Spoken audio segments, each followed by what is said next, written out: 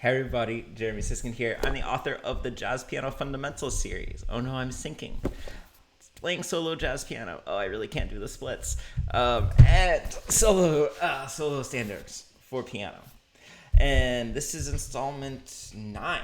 Yes, it's installment number 9 in my soon-to-be, I assume, award-winning series on jazz piano voicings. I'm calling it Jazz Piano Voicings 101. I started kind of at the new year and just figured that we would go on a track of really learning what these different terms mean and then how we would apply them. I've chosen to tune what a difference a day makes for no reason other than that I already had some blank lead sheets hanging around. So the first 6 installments were about, tonal voicings that use like the shells of chords that focus on the thirds and the sevenths. And these most recent 2 have been about modal voicings. If you haven't watched number 7 from 2 weeks ago, I'm sure you've been keeping track about modal voicings. That is going to give you a little leg up if this is a new concept for you. I'll try to link it using a card on YouTube. It's a technical YouTube influencer term. But I'll give you a brief description too. So we're talking about quartal voicings today, and quartal voicings are modal voicings, or really any voicing, but typically we're talking about modal voicings made up primarily of fourths.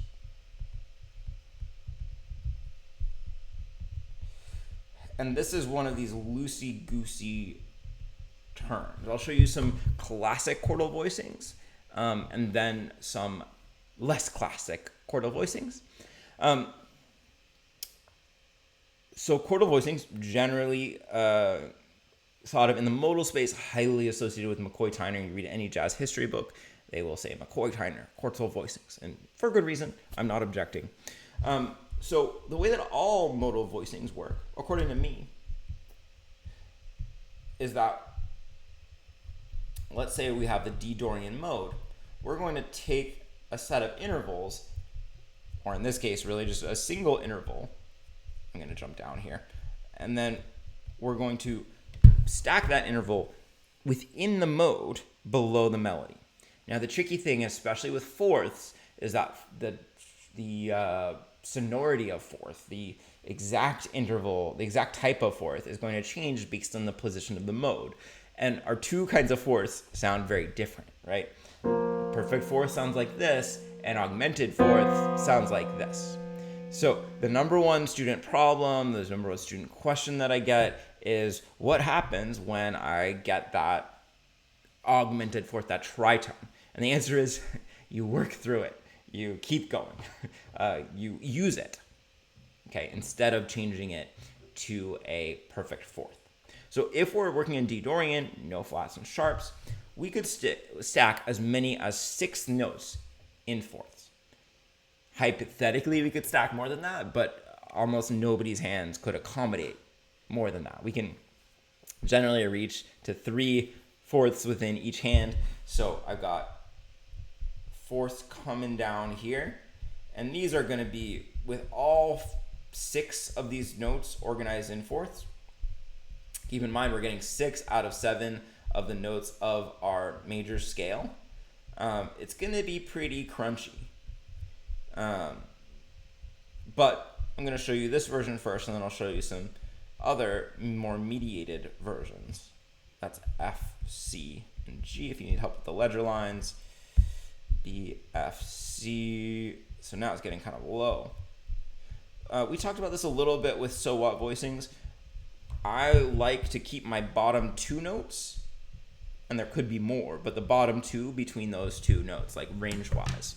So these might be a little bit too low for me, these last 2, but we're getting a little bit high on the other side. So, what are we going to do? So here's how this sounds.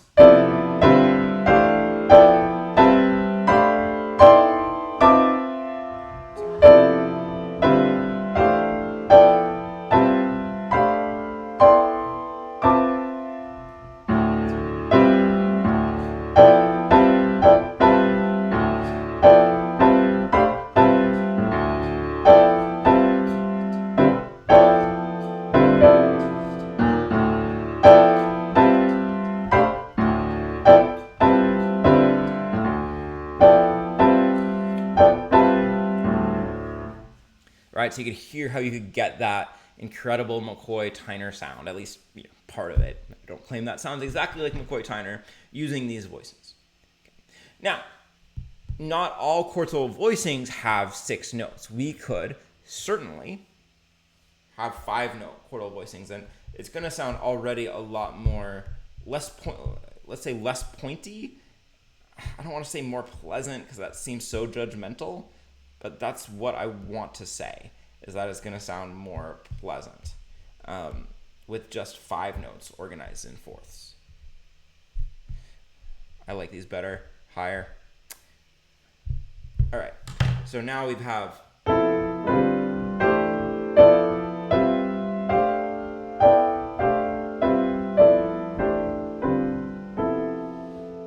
there's still some that are more dissonant than others, and that's always going to happen in modal voicings.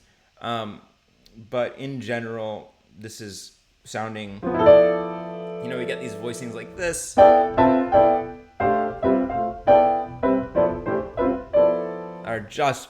There's less conflict. And we could even go one step further, and sometimes we use just 4-note quartal voicings.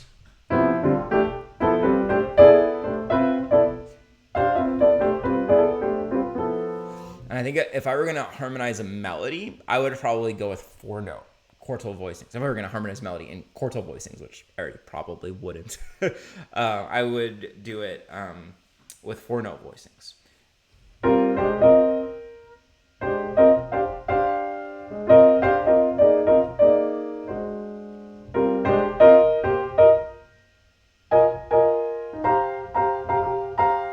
All right, so those are just 4-note quartal voicings. Or let's do autumn leaves. What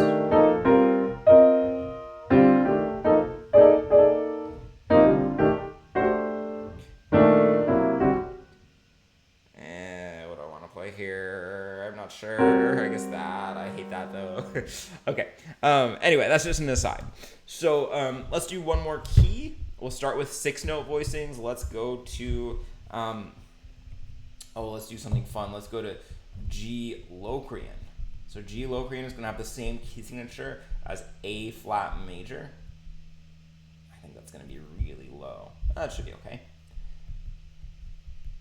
And so we're going to apply the 4 flats of A flat major below each of these notes. If you want to just use a key signature, that's totally fine. I'm writing these wherever you can read them, but you're going to have to play them with 3 notes in each hand, or else you're really not going to make it. You're not going to manage to play these in any way, shape, or form. If you're trying to do 4 notes in one hand and 2 notes in another, good luck with that stretch. You have to have the biggest hands in the world. If you can, and you have the biggest hands in the world, let me know. I want to meet you. I want to be your piano teacher.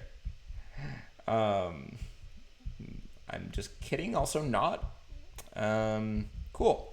So I applied the key signature of A flat, put flats on every B flat, E flat, A flat, and D flat, if I did it right. So let's see how it sounds.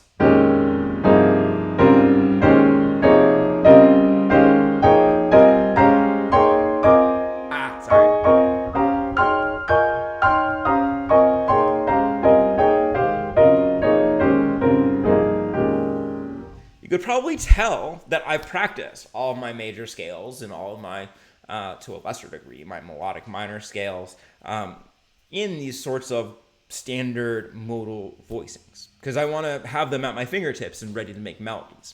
I shared this when we talked about so what voicings last week, but the way that I want to comp using these voicings is basically by playing a melody and then harmonizing below it. So I want to have these like at my fingertips, so I'm not thinking about, well, let me harmonize in fourths, D flat, A flat, E flat. But if I want to play, I just play.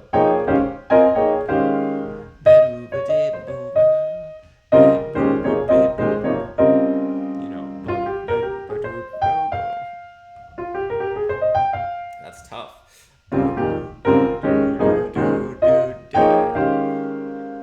You don't want to have to be thinking about where your fingers are going too much. So you want to practice these in all of your major keys.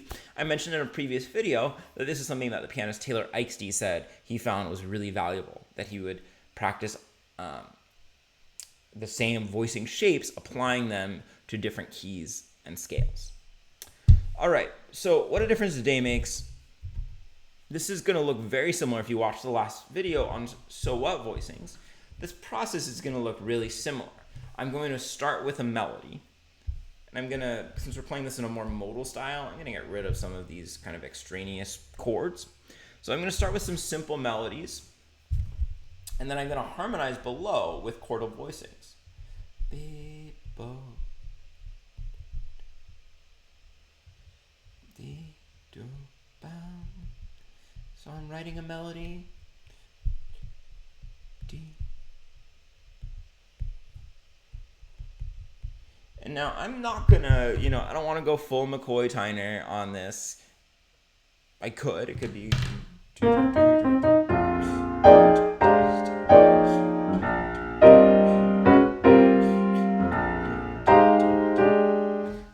But I want to be a little bit gentler, so I'm just gonna do I'm gonna do 5-note quartal voicings. So many numbers. 5-note quartal voicings, harmonize below each of these. And really, these entire first 8 measures, since I got rid of those extraneous chords, they're all using the E flat major parent scale, right? F Dorian, B flat Mixolydian, E flat major 7. They all use an E flat parent scale. So I don't really have to worry too much about changing scales or modes. I'm just going to stack chords from this mode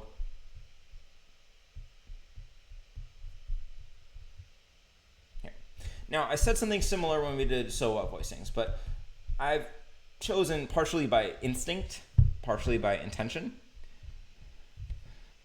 this voicing for the B flat 7. What's interesting about this voicing? Well, the bottom 2 notes happen to be the 3rd and the 7th of the chord. So even though we're using a modal voicing, I'm keeping in mind a little bit tonality and, can I define these chords really nicely? Sorry. So I can really hear that B flat 7 because this basically looks like a type AB voicing for that B flat 7. And then same thing, I think. Yes, same thing for this E flat major. It sounds like E flat major. Okay, let's see how the rest of this sounds. We'll find out. I shouldn't declare victory yet. Oh, but I should, because look at how this last voicing worked out. It works out with the 3rd and the 7th for E flat major at the bottom again.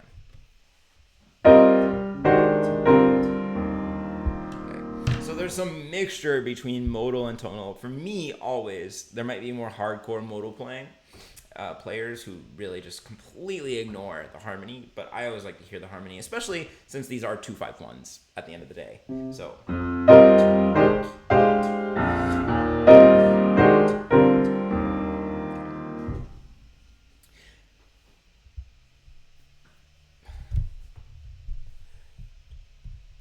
Let's see, let's do be, dee, do. I'm just gonna do kind of a boring rhythm and I'll make it more interesting in performance. I'll just make it easier to read. So I'm gonna stack below this, just going in fourths. Be,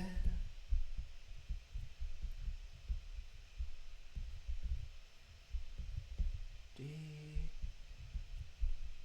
do, re, do, de, do.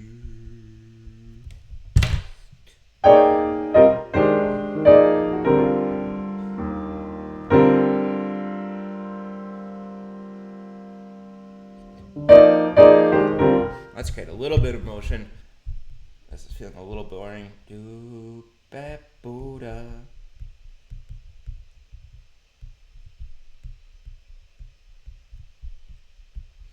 Alright, I'm just looking to see how long this video is. Does it feel interminable to you? I'm trying to be interesting, but a lot of this is just stacking fourths below melody notes. I do want to show you something here. Let's use this as an example.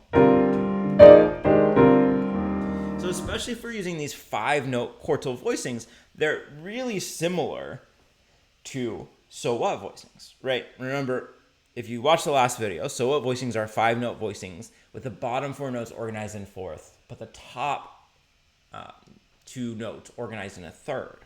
So let's say that this penultimate chord here, fancy word, penultimate, I don't like it. I've decided I don't like it for whatever reason. It's too dissonant. I could replace this with a so what voicing. Okay.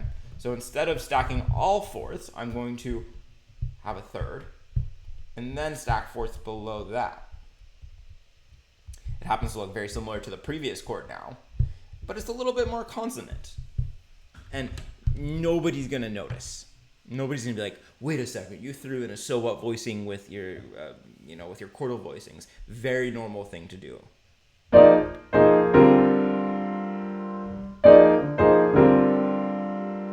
Instead of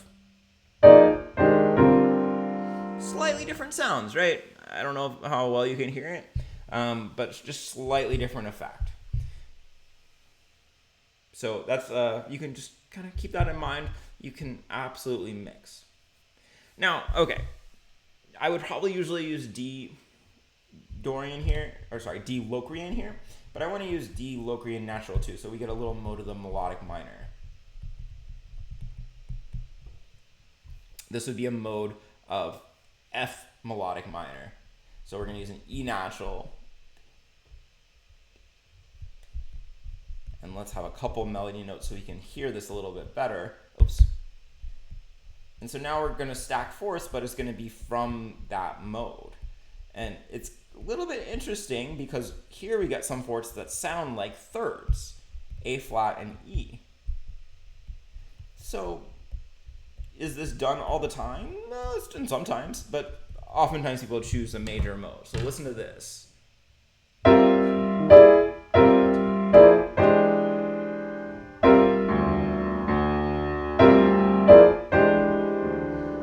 Not necessarily choosing places in the scale that define this chord the best, but kind of interesting, right? And let's stick with that, and let's stick with melodic minors, and let's go to the G altered scale, right? That's going to be A flat melodic minor, and let's do 2 melody notes. Let's do a B and an E flat. Let's see what happens. I have no idea how this is going to sound if I'm being honest. So let's see. This is going to be F flat, D flat, A flat, and E flat. That's going to sound bad, isn't it? Oh, it's going to sound okay. Yeah, it sounds bad.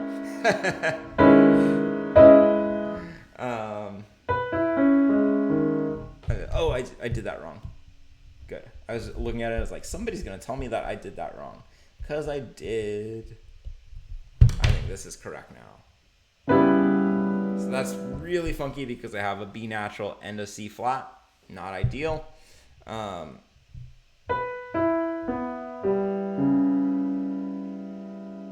think that is technically correct, though. Somebody tell me that I did it wrong. I'm sure I made a mistake somewhere in there. That one's lovely, though. I can't have 2 of the same notes. I'm doing something wrong.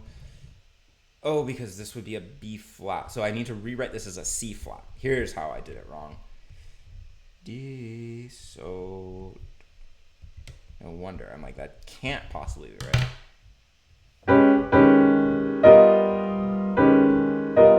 Okay. That first chord still isn't my favorite, but we'll live. And now let's just do C Dorian. I've done enough of these melodic minor explorations.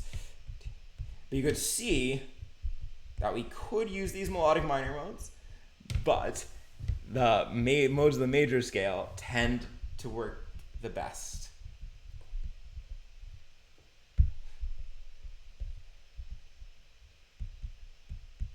Let's see. All right, we're almost there, y'all.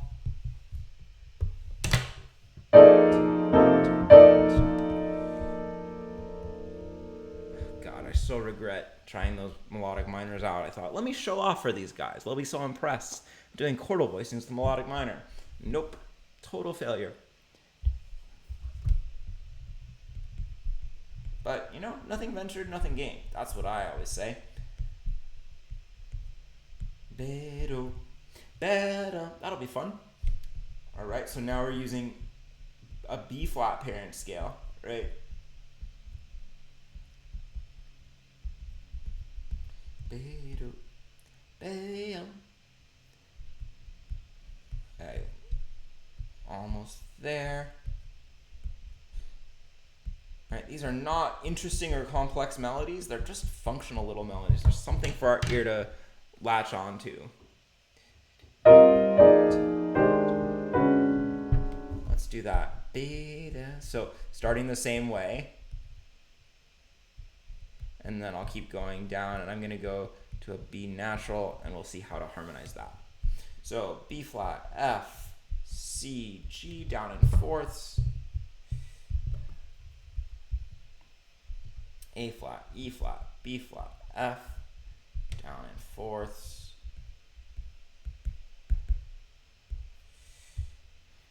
G, D, A flat, E flat. I'm getting it from the E flat major parent scale here. And then I'm going to grab this from the tritone, from E7, E mixolydian. All right, a little tritone sub there. All right, let's see how this sounds. This melodic minor section is going to be a total disaster. Oh well. All right, so here we go. I'm going to try to play bass notes where I can.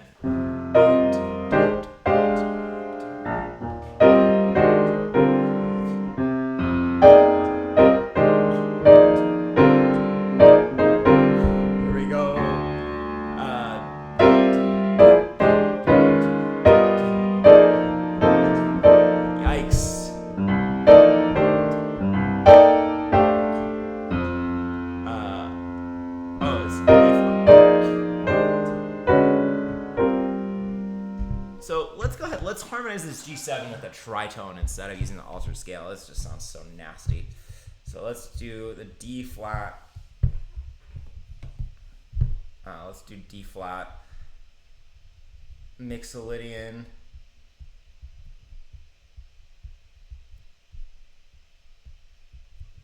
that way we get nice colorful notes.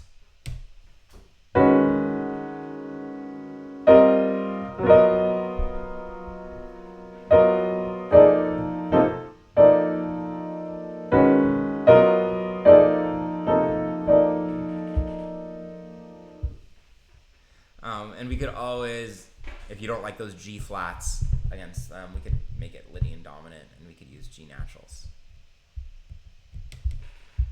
All right, and then I just had some sloppiness. That actually looks fine. Okay, let's hear it one more time with that little fix.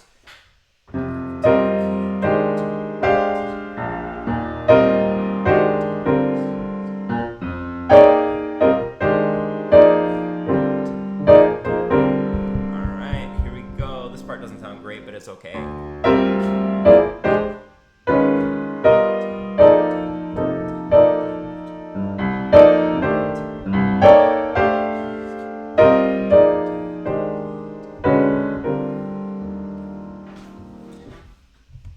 Okay, now, I just want to be clear for anybody still watching this disaster of a video.